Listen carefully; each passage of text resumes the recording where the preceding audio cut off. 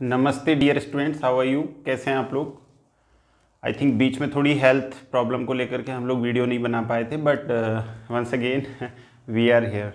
एक बार फिर से आपके साथ हैं हम लोग, और आज की जो क्लास हमारी होने वाली है तो इसके अंदर हम लोग डिस्कस करेंगे ऑर्गेनाइजेशन ऑफ डेटा। ये चैप्टर जिसका हेडिंग होने वाला है हमारा। तो ऑर्गेनाइजेशन ऑफ जो डेटा है इसमें काफ़ी सारे ऐसे बेसिक मैं कहूँ कि पार्ट्स हैं जो स्टैटिस्टिक्स के लिए बहुत इम्पॉर्टेंट या बहुत इम्पोर्टेंस अपना रखते हैं, क्योंकि ऑर्गेनाइजेशन का एक बहुत अच्छा मेथड है क्लासिफिकेशन, और क्लासिफिकेशन के बारे में फुल डिटेल स्टडी करने को मिलेगा इस चैप्टर के अंदर। तो चलिए स्टार्ट करते हैं हम इस चैप्टर को, और आपको कुछ कुछ बेसिक ऐसी बातें हैं जो बताते हैं इस चैप्टर की। तो यहीं से स्टार्ट करेंगे, आप बने रहिएगा मेरे साथ। 1 मिनट स्टार्ट कर रहे हैं अभी थोड़ी देर में।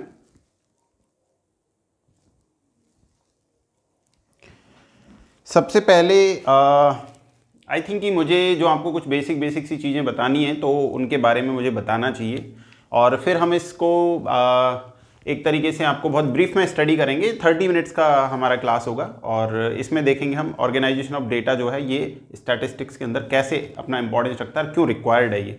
तो सबसे पहले जैसा कि आप यहाँ पर स्क्रीन पर देख रहे हैं, तो यहाँ आपको सबसे पहले अगर आप डेफिनेशन देखेंगे तो आपकी बुक्स में आपको लॉट ऑफ डेफिनेशन शायद दिया। आप जो भी चाहें, जो भी किसी स्टैटिस्टिशियन की डेफिनेशन देख सकते हैं, कोई कॉमन डेफिनेशन देख सकते हैं, but in general way the organisation of data refers to the arrangement of the figures such a form that the further analysis may be possible. ये आपको यहाँ पर इसके अंदर दिया हुआ है डेफिनेशन के अंदर। अब इस डेफिनेशन को कैसे आपको सिंपल वे में मैं आपको समझाऊं। टीचिंग का मेन पर्पज ये होता है कि आप उस चीज़ के बारे में बेसिक नॉलेज कैसे रखें, कैसे प्रैक्टिकल उसको यूज़ करें। तो देखिए डेफिनेशन तो ऑर्गेनाइजेशन ऑफ डेटा का यहाँ पे आपको मैंने जो है क्लियर कर दिया है कि ऑर्गेनाइजेशन ऑफ डेटा क्या होता है, तो आप डेफिनेशन में देख सकते हैं। अभी मैं आपको बताता हूँ कि प्रैक्टिकल लाइफ में ऑर्गेनाइजेशन किस तरीके से आप लोग करेंगे या कैसे आप समझेंगे। मान लीजिए सबसे पहले बात करते हैं, ये है कोई इन्वेस्टिगेटर। अब इन्वेस्टिगेटर कौन है भाई? ये रवि है, ये इन्वेस्टिगेटर है, ठीक है ना। तो इन्वेस्टिगेटर का काम क्या होता है भाई? इन्वेस्टिगेट करना, या फिर मैं कहूं कि रॉ डेटा कलेक्ट करना, या फिर जो डेटा ये कलेक्ट करेगा वो रॉ डेटा होगा। ऑब्वियसली आप जानते हैं, क्योंकि फर्स्ट हैंड डेटा होगा, फर्स्ट हैंड डेटा होगा, first hand data raw data होगा। अब किसी भी क्लासिफिकेशन के लिए या किसी भी कंक्लूजन पे पहुंचने के लिए रॉ डेटा जो है ये एक तरीके से यूजफुल नहीं माना जाता, क्योंकि आप रॉ डेटा को डायरेक्ट इस्तेमाल नहीं कर सकते, ठीक है ना। तो आप क्या करोगे अब, या फिर ये इन्वेस्टिगेटर क्या करेगा? तो ये इन्वेस्टिगेटर इस रॉ डेटा को, ठीक है, ये मास नंबर में इसके पास होगा, ठीक है, इकट्ठा कर लेगा। तो ये क्या करेगा? इसको ऑर्गेनाइज्ड वे में, प्रेजेंटेशन से पहले इसको ऑर्गेनाइज करेगा, डेटा को ऑर्गेनाइज करेगा, यानी कि इसको व्यवस्थित करेगा, संगठित करेगा डेटा को। अगर ये कहीं पर भी स्कैटर्ड टाइप का है या एक तरीके से कोई कंक्लूजन पर नहीं पहुंचा सकता आपको, ये आप भी जानते हैं, तो ये क्या करेगा? ऑर्गेनाइज्ड करेगा इसको। अब ऑर्गेनाइज्ड क्या होता है ये मैंने आपको डेफिनेशन में यहाँ पे बताया था कि यहाँ पे अब आप देखिए, ये एक तरीके का एक प्रोसेस है जिसमें आप अरेंज करते हैं डेटा को। अरेंज क्यों करते हैं? Due to the further analysis में भी पॉसिबल, जिससे कि फ्यूचर में या होने वाला कोई भी आप जो एनालिसिस करने वाले हैं वो पॉसिबल हो सके आपके लिए, ठीक है ना। तो ये ऑर्गेनाइज किया जाएगा। ऑर्गेनाइज करने के बाद में क्या होगा? ये डेटा जो है वो प्रेजेंट कर दिया जाएगा। आप प्रेजेंट कर देंगे डेटा को, तो प्रेजेंटेशन के बाद में कोई ना कोई कंक्लूजन निकलेगा। तो इस तरीके से कंक्लूजन पर पहुंचने के लिए आपको ये प्रोसेस फॉलो करना पड़ता है। और ये जो पूरा प्रोसेस है, अगर कोई बच्चा इसको कहता है कि सर ये तो ऑर्गेनाइजेशन ऑफ डेटा है, तो बिल्कुल गलत नहीं होगा। इट मीन्स ये एक प्रोसेस होता है, इसके अंदर रॉ डेटा को ऑर्गेनाइज वे में प्रेजेंटेशन से पहले ऑर्गेनाइज किया जाता है। ऑर्गेनाइज करने का मतलब वो सारे फिगर्स हो सकते हैं जिनको सिस्टमैटिक तरीके से यहाँ पर अरेंज किया जाए, किसके लिए? फर्दर एनालिसिस के लिए, जिससे कि आप कुछ कंपैरिजन कर पाएँ, कोई कंपैरेटिव स्टडी कर पाएँ, कोई कंक्लूजन निकाल पाएँ। तो इसके लिए आपको ऑर्गेनाइजेशन की ज़रूरत पड़ती है। अब जैसे मान लीजिए कि बहुत बड़ा ऑर्गेनाइजेशन है, जैसे इंटरनेशनल लेबर ऑर्गेनाइजेशन है, तो उसका काम क्या है भाई? लेबर से रिलेटेड जितने भी जो डेटाज हैं वो कलेक्ट करना एक तरीके से। इंटरनेशनल मॉनेटरी फंड है, तो वो मॉनेटरी से रिलेटेड, मौद्रिक जो एक तरीके से जो बिहेवियर होगा उससे रिलेटेड जो सारे डेटाज होंगे उनको इकट्ठा करेगा। वर्ल्ड बैंक का क्या काम है? वर्ल्ड बैंक भी इस तरीके के डेटा कलेक्शन करेगा, लेकिन अपना अपना एक फील्ड होगा, और जो डेटा उनके पास होंगे वो एक तरीके से ऑर्गेनाइज्ड वे में होंगे जिनसे हम कोई भी स्टडी निकाल सकते हैं। समझ गए आप? वर्ल्ड बैंक ने डेटा कलेक्ट किया, डेटा कलेक्ट करने के बाद में आपको एक तरीके से एक डेफिनेशन दिया कि जो लोग, अगर मान लीजिए जिनका अर्निंग सोर्स अगर मैं ये कहूँ कि $1.9 नहीं है या $1.9 तक है, तो उससे नीचे वो बिलो पॉवर्टी लाइन के नीचे आएंगे। ये तो कैसे निकाला उन्होंने? ये एक तरीके से एनालिसिस कैसे किया? क्योंकि उन्होंने कहीं ना कहीं से पहले डेटा कलेक्ट किया होगा, उसको ऑर्गेनाइज वे में सिस्टमेटिक तरीके से स्टडी किया होगा, तब जाके ये कॉन्क्लूजन उन्होंने निकाला है। मान लीजिए हम लोग जैसे इंडिया के अंदर कहते हैं कि भाई 21.9% पीपल जो है ये जो है एक तरीके से पुअर है, अभी बिलो पॉवर्टी लाइन है। कैसे निकाला आपने डेटा? क्योंकि जो सबसे पहले फर्स्ट हैंड डेटा कलेक्ट करवाया होगा, फर्स्ट हैंड डेटा को फिर आपने यहाँ पे एनालिसिस किया होगा, एनालिसिस करने के बाद में ये डिटेल्स आपकी निकल के आई हैं। तो इस तरीके से आपको किसी मैं ये कहूँ कि आपको ऑर्गेनाइजेशन की जरूरत पड़ती है, ऑर्गेनाइज करने की जरूरत पड़ती है उस डेटा को। अब ऑर्गेनाइज हम कैसे करेंगे, किस तरीके से ऑर्गेनाइज करें? तो ऑर्गेनाइजेशन की एक सबसे बेहतर टेक्निक बताई गई है यहाँ पर, जिसको आप बोलते हैं क्लासिफिकेशन। ये ध्यान रखेंगे बच्चों, इस चैप्टर के अंदर क्लासिफिकेशन पर बहुत ज्यादा फोकस किया गया है। और ये जो क्लासिफिकेशन है ये क्या है? ये एक मेथड है। मेथड किसका मेथड है? ऑर्गेनाइजेशन का, मेथड ऑफ ऑर्गेनाइजेशन। तो इसको कुछ अलग ना समझें, ये मेथड ऑफ ऑर्गेनाइजेशन है। अब डेफिनेशन कैसे देखेंगे क्लासिफिकेशन की? कभी भी अगर आप डेटा को, अगर एक तरीके से मैं ये कहूं डिवाइड कर रहे हैं, divide on the basis of their characteristics, तो आप कहेंगे अगर आप उनकी विशेषताओं के आधार पर उनको डिवाइड किया जा रहा है डेटा को, तो दिस इज कॉल्ड क्लासिफिकेशन। और कभी भी आप डिवाइड करेंगे तो दिस इज कॉल्ड क्लास, और ये जो प्रोसेस होता है दैट इज कॉल्ड क्लासिफिकेशन। तो इसके लिए बहुत सिंपल वे में समझा जा सकता है। When you distribute these data into different classes on the basis of their characteristics, and this process is called classification of data. इसमें क्या होता है कि such divisions of the data are called class, यानी कि कभी भी अगर आप डेटा का डिवीजन करोगे तो वो क्लास कहलाएगा, और ये जो डिवीजन करने का जो प्रोसेस है ये क्लासिफिकेशन कहलाएगा। और क्लासिफिकेशन क्या है? क्लासिफिकेशन एक मेथड है ऑर्गेनाइजेशन का। ये पूरा एक साइकिल है, आपको समझ में आ गया होगा। तो क्लासिफिकेशन इज अनदर प्रोसेस। उस प्रोसेस के अंदर क्या होता है कि आप डेटा को जो है एक तरीके से डिवाइड करते हैं। डिवाइड किसके बेसिस पे करेंगे? डिवाइड करेंगे उनकी कैरेक्टरिस्टिक्स के बेस पर, उनकी विशेषताओं के आधार पर। और इसका जो प्रोसेस होगा डिवाइड करने का, ये प्रोसेस कहलाएगा क्लासिफिकेशन। तो आई थिंक कि यहाँ तक कि क्लासिफिकेशन क्या है, ऑर्गेनाइजेशन का मेथड है, ये सारी चीज़ें जो एक तरीके से प्रीफेस ऑफ द चैप्टर में कहूँ कि स्टार्ट कैसे करें हम किसी चैप्टर को, तो हम स्टार्ट कर चुके हैं। तो ऑर्गेनाइजेशन ऑफ डेटा जो है वो ये एक तरीके से बहुत ज़रूरी है, और इसका एक अच्छा मेथड है क्लासिफिकेशन। अब क्लासिफिकेशन के बारे में ही हम सारी बात इस चैप्टर के अंदर करने वाले हैं। तो सबसे पहले देखेंगे कि क्लासिफिकेशन के जो उद्देश्य होते हैं, वाई वी नीडेड क्लासिफिकेशन, हमें क्यों ज़रूरी है। तो ऑब्जेक्टिव्स पे बात करेंगे।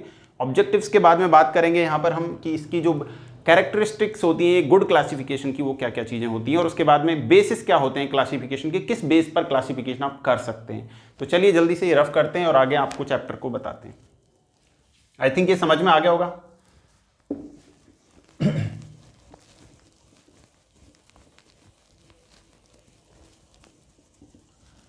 अभी आप यहां पर देखिए, हम आपको बताने वाले हैं नेक्स्ट इसके अंदर जो अपना सेकंड हेडिंग यहां पर होने वाला है, ये है आपका objectives. Objectives of classification.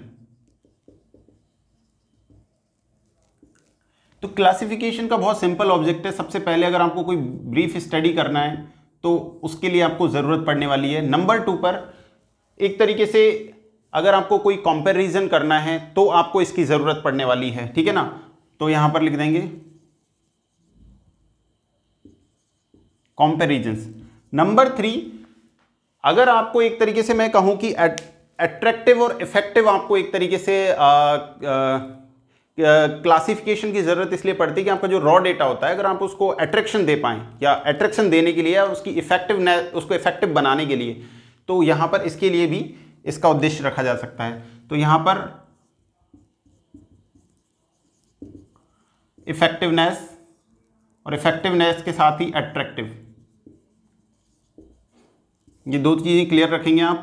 Number 4 पर और कौन सी ऐसी बात है जो इसके लिए बहुत जरूरी है, तो यहां पर ये साइंटिफिक अरेंजमेंट, एक तरीके से इसका उद्देश्य रखा जाता है साइंटिफिक अरेंजमेंट।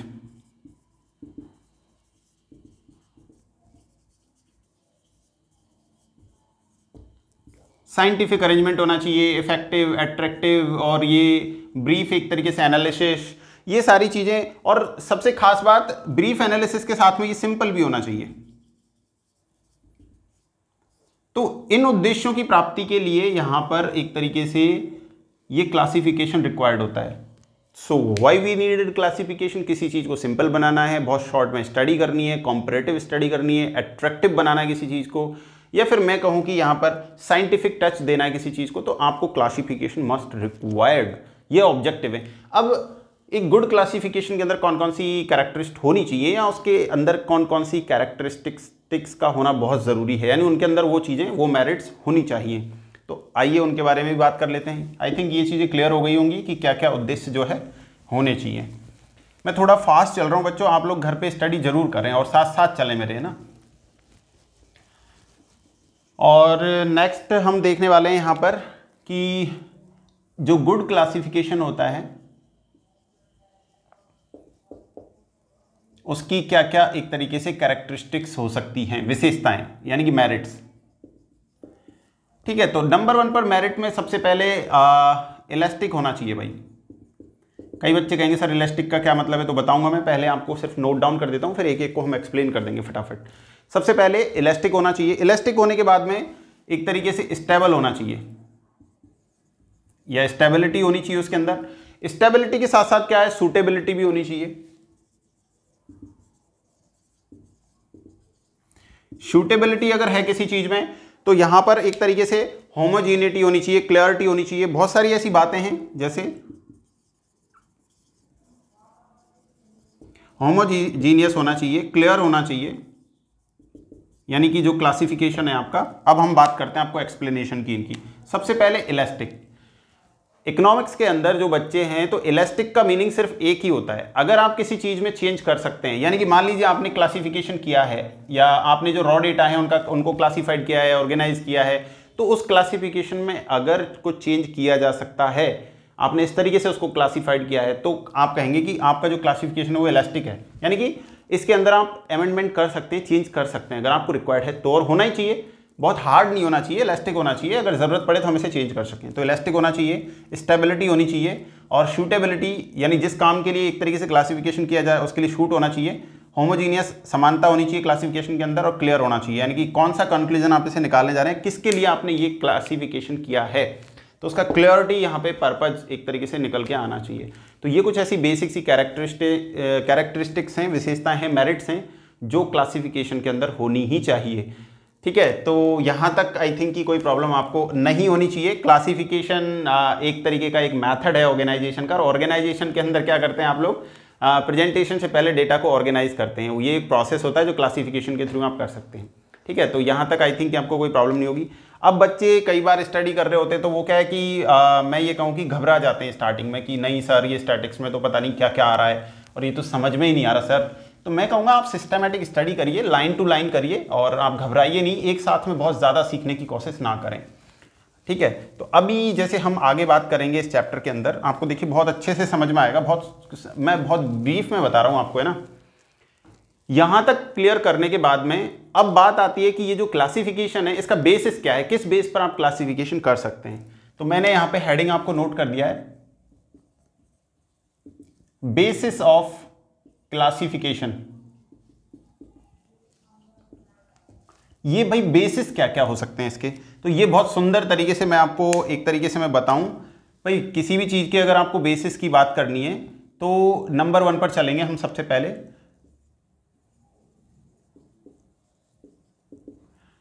ज्योग्राफिकल क्लासिफिकेशन आप कर सकते हैं नंबर 1 पर, डिटेल में बाद में बताएंगे। नंबर 1 हो गया आपका। नंबर 2 क्रोनोलॉजिकल, और नंबर 3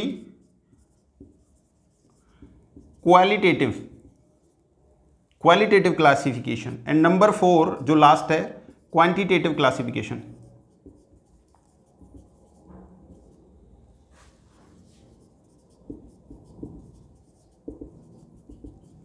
तो अगर कभी भी एग्जाम में आपसे क्वेश्चन पूछा जा रहा है या ये पूछा जा रहा है कि किस बेसिस पर आप क्लासिफिकेशन करेंगे, तो आप कहेंगे sir there are 4 ways to classified the data in the process of classification there are 4 basis, ठीक है। तो वो सबसे नंबर 1 पर जैसे मैं आपको बताऊंगा geographical classification. When you are going for the classification on the basis of geographical, so according to the place, so this is called geographical analysis या geographical classification। अगर आप किसी प्लेस के अकॉर्डिंग जो है क्लासिफाइड कर रहे हैं डेटा को, जैसे मैंने आपको एक एग्जांपल देता हूं छोटा सा। मान लीजिए कि ये पंजाब है, ये हरियाणा है और ये राजस्थान है। इन तीनों के अंदर, ठीक है ना, हुंडई के कितने प्लांट्स हैं ये आपको दिखाना है तीनों के अंदर। तो आप क्या करोगे, फटाफट से एक डायग्राम बनाओगे। ये एक्स एक्सिस हो गया, ये वाई हो गया, ये ओ हो गया। आपने एक्स एक्सिस पर प्लेस लिया है और यहाँ पर आपने लिया है नंबर ऑफ फर्म्स। किसकी फर्म्स? हुंडई की। तो आप कैसे क्लासीफाइड करके दिखाओगे फटाफट से?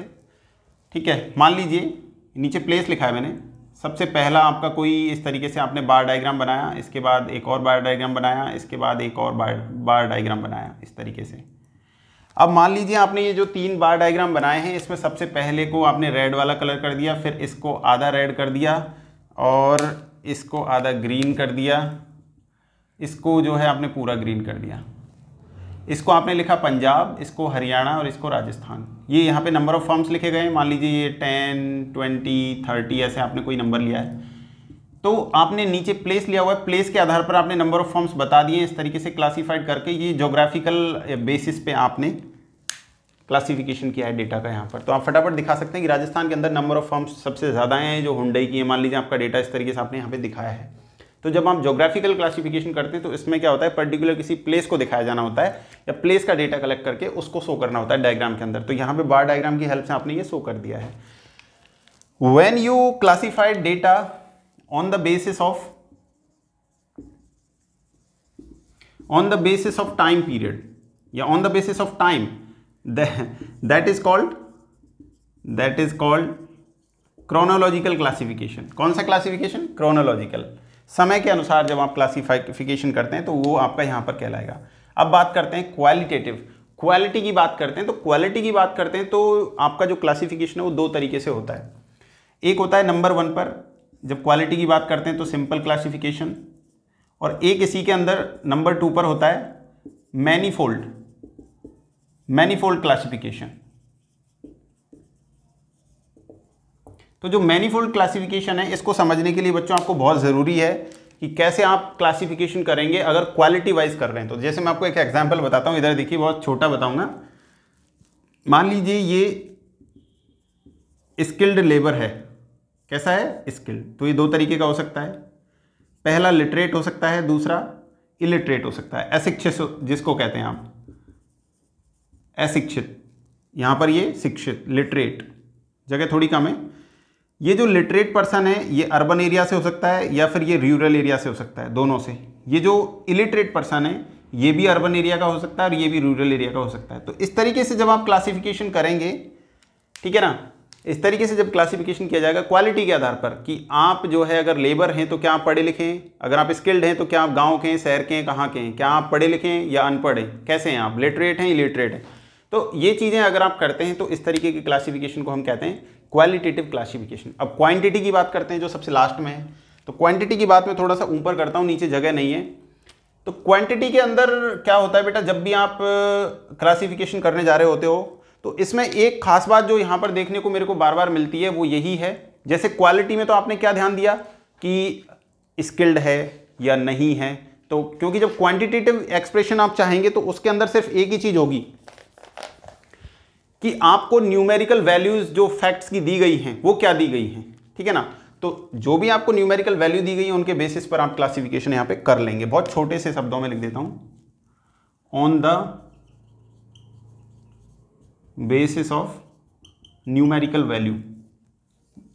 जो भी फैक्ट्स आपको दिए गए हैं उनके बेसिस पर अगर आप क्लासिफाइड कर रहे हैं तो आप यहाँ पर ये क्वांटिटेटिव अप्रोच जो है या क्वांटिटेटिव क्लासिफिकेशन कर रहे हैं।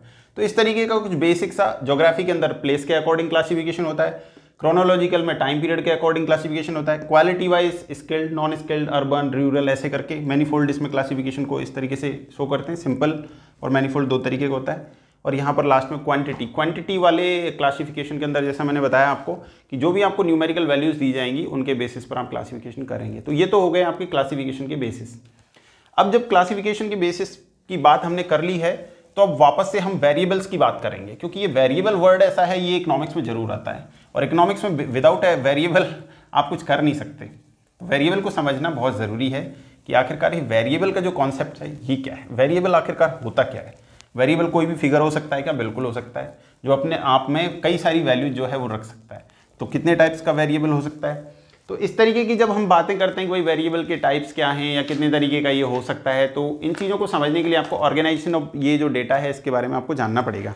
तो चलिए आपको हम यहाँ पर बता देते हैं कि यहाँ पर ये जो वेरिएबल है ये किस तरीके का होता है और कितने टाइप्स का होता है, और वेरिएबल आखिरकार होता क्या है, इसको बहुत सिंपल टर्म्स में अगर आप कहें तो कैसे समझ सकते हैं। ठीक है,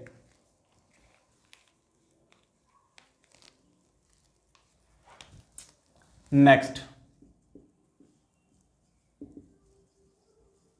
वेरिएबल। जब आप इसकी डेफिनेशन देखेंगे तो बहुत उलझाने वाली डेफिनेशन आपको स्टैटिस्टिक्स के अंदर इसकी मिलने वाली है, लेकिन आप कैसे समझें वेरिएबल क्या है। ये कोई भी फिगर हो सकता है, बिल्कुल हो सकता है, और ये कोई भी वैल्यू अपने आप अंदर रख सकता है, बिल्कुल रख सकता है, ये चीज़ क्लियर है। ये कोई नंबर हो सकता है, ये कोई फैक्ट हो सकता है, बिल्कुल हो सकता है, यस, ठीक है ना। तो ये चीज़ों को आपको ध्यान में रखनी है। अगर ये चीज़ें ऐसी हो सकती हैं तो फिर इसके टाइप्स क्या हैं, ये कितने टाइप्स का हो सकता है। तो जनरली वेरिएबल्स के दो टाइप बताए गए हैं, एक डिस्क्रीट वेरिएबल होता है और एक कॉन्टिन्यूस वेरिएबल होता है। ये ध्यान रखेंगे आप। सबसे नंबर 1 पर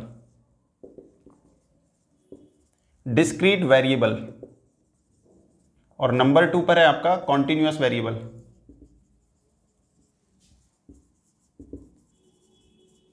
कॉन्टिन्यूस वेरिएबल और डिस्क्रीट वेरिएबल अगर दो तरीके के होते हैं तो मेन डिफरेंसेस क्या है दोनों के बीच में। अगर आपको डिस्क्रीट वेरिएबल कहीं मिलेगा तो ऐसे मिलेगा 2, 4, 6, 8 या 3, 9, 10, 12 ऐसे कंप्लीट नंबर मिलेगा। अगर आपको कहीं भी कंप्लीट नंबर मिलता है कोई भी, तो आप कहेंगे सर ये डिस्क्रीट वेरिएबल है, ठीक है ना। कॉन्टिन्यूस वेरिएबल कैसे मिल सकता है आपको, देखो कैसे मिल सकता है, जैसे 5 फीट 1 इंच, या फिर ऐसे मिल सकता है 5 फीट 2 इंच, या फिर ऐसे मिल सकता है 5.2, 5.4, 5.3, 5.9 ऐसे डेटा, यानी कि यहाँ पे कंप्लीट नंबर आपको नहीं मिलेगा। किसके अंदर? कॉन्टिन्यूस वेरिएबल्स के अंदर। ये आप ध्यान रखेंगे। बस दो ही मेन चीज होती हैं जिनसे आपको डिफरेंस समझना होता है। तो डिस्क्रीट वेरिएबल के अंदर क्या होगा? कंप्लीट नंबर होगा। कभी भी ऐसा नंबर नहीं होगा 1 सही 1/4, ऐसा नहीं होगा, ये गलत है। कभी भी डिस्क्रीट इस तरीके का नहीं होगा, ना ही कॉन्टिन्यूस होगा।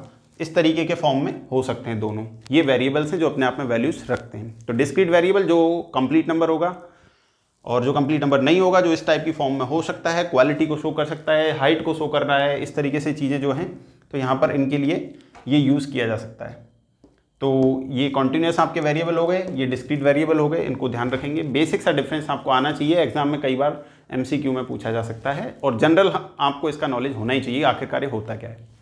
तो ये दोनों चीज़ें क्लियर हो गई। अब हम बात करेंगे कॉन्सेप्ट ऑफ वेरिएबल के बाद में रॉ डेटा की। रॉ डेटा बहुत ज़रूरी है, इसके ऊपर भी काफ़ी सारी स्टडी इस चैप्टर में करने को मिलेगी और आपको मज़ा भी आएगा। तो आई थिंक कि ये चीज़ क्लियर हो गई।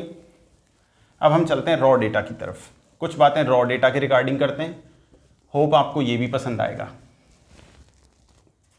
तो सबसे पहले अपन चलते हैं रॉ डेटा की तरफ और आपको बताते हैं कुछ रॉ डेटा से रिलेटेड बेसिक सी बातें। ये है आपका रॉ डेटा। अब रॉ डेटा है तो रॉ डेटा आपका प्राइमरी डेटा भी होता है भाई, बिल्कुल होता है। और रॉ डेटा के अंदर क्या होता है कि आपको रॉ डेटा को क्लासिफाइड करना होता है या ऑर्गेनाइज करना होता है प्रेजेंटेशन से पहले, ये भी आप जानते हैं। अब जब रॉ डेटा की यहाँ पर बात आ ही गई है तो एक तरीके से किसी भी कंक्लूजन पर पहुंचने के लिए रॉ डेटा जो है वो इंपॉर्टेंट नहीं होता जब तक कि आप इसको व्यवस्थित नहीं करेंगे, ऑर्गेनाइज नहीं करेंगे, ठीक है। तो अगर आपका डेटा क्रूड फॉर्म में है, किस फॉर्म में है? क्रूड फॉर्म में, then this is called raw data. Crude form का मतलब कई बच्चे जो है नहीं समझे होंगे, क्योंकि मैंने यहाँ पे बुक्स से ये टर्म्स लिया है, तो मैं समझा देता हूँ आपको क्रूड फॉर्म का मतलब क्या होता है। जैसे मान लीजिए ये छोटा सा एक बॉक्स है, मैंने यहाँ पे लिखा 6, 10, 11, 6, 9, 12, 13, या मान लो ये 7, फिर मैंने यहाँ पे लिखा 3 2 1।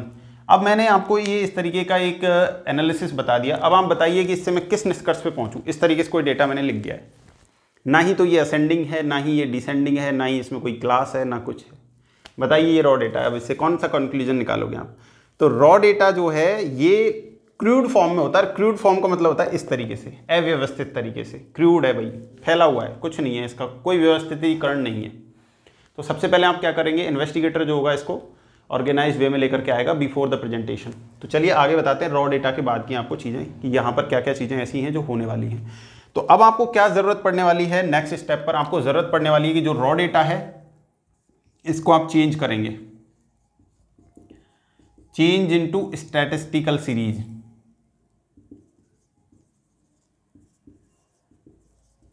लास्ट वीडियो में मैंने स्टैटिस्टिकल सीरीज के बारे में आपको बताया था, लेकिन फिर से बता रहा हूं मैं बहुत जल्दी में। ये जो सीरीज होती है, ध्यान से देखिएगा बच्चों, ये 3 तरीके की सीरीज होती हैं। कितने तरीके की होती हैं? 3 टाइप्स। पहला इंडिविजुअल, सेकंड डिस्क्रीट, और थर्ड जिसको फ्रीक्वेंसी डिस्ट्रीब्यूशन सीरीज भी बोला जाता है, ठीक है ना, या कॉन्टिन्यूस सीरीज भी जिसको बोला जाता है, कॉन्टिन्यूस सीरीज। ये नंबर 1, नंबर 2 और नंबर 3। आई थिंक यहाँ तक किसी को परेशानी नहीं होगी। परेशानी तब आती है जब इनके बारे में पूछा जाता है कि किसको आप कैसे कॉल करोगे कि भाई ये इंडिविजुअल है, डिस्क्रीट है, ये।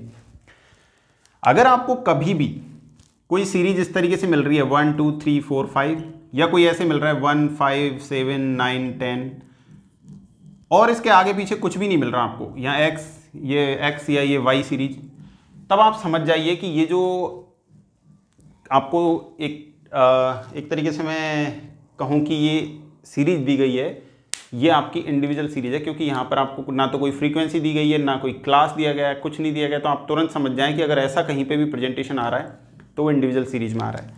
अगर इसके साथ ही आपको वहाँ पे वो फ्रीक्वेंसी जोड़ देता है, फ्रीक्वेंसी लिख देता है 3 8 9 10 जो भी, तब आप समझ जाइए कि इस तरीके की टेबल जो होगी आपकी, वो हो जाएगी आपकी डिस्क्रीट। क्योंकि आपको यहाँ पर सिंगल टेबल के साथ में फ्रीक्वेंसी दी गई है, क्लास इंटरवल्स नहीं है। अगर क्लास इंटरवल्स के साथ में आपको फ्रीक्वेंसी मिलती है, तब आप कहेंगे सर ये फ्रीक्वेंसी डिस्ट्रीब्यूशन सीरीज है। कैसे? 0 to 5, 5 to 10, 10 to 15, और यहाँ पे फ्रीक्वेंसी दी हुई है 2 3 4 ऐसे करके। तब आप कहेंगे सर ये जो टेबल है अभी, ये फ्रीक्वेंसी डिस्ट्रीब्यूशन सीरीज है, या ये जो सीरीज है ये कौन सी सीरीज है? कॉन्टिन्यूस सीरीज है, क्योंकि इसमें क्लास इंटरवल के साथ फ्रीक्वेंसी है। तो जब भी क्लास इंटरवल के साथ फ्रीक्वेंसी आएगी वो आपकी कॉन्टिन्यूस सीरीज बन जाएगी। जब भी सीरीज जो होगी आपकी सिंपल होगी और उसके साथ फ्रीक्वेंसी दी हुई होगी तो डिस्क्रीट होगी। जब भी आपकी फ्रीक्वेंसी वगैरह कुछ भी नहीं हो, सिर्फ सीरीज हो, तो आप समझ जाना है कि आप इंडिविजुअल सीरीज की बात कर रहे हैं। तो ये जनरली सीरीजेज होती हैं। इसमें क्या होता है कि जो ये फ्रीक्वेंसी डिस्ट्रीब्यूशन सीरीज होती है ये काफ़ी मायने रखती है, और इससे रिलेटेड काफ़ी बातें आपको बताना भी ज़रूरी है। तो आइए देखते हैं उन बातों को कि कौन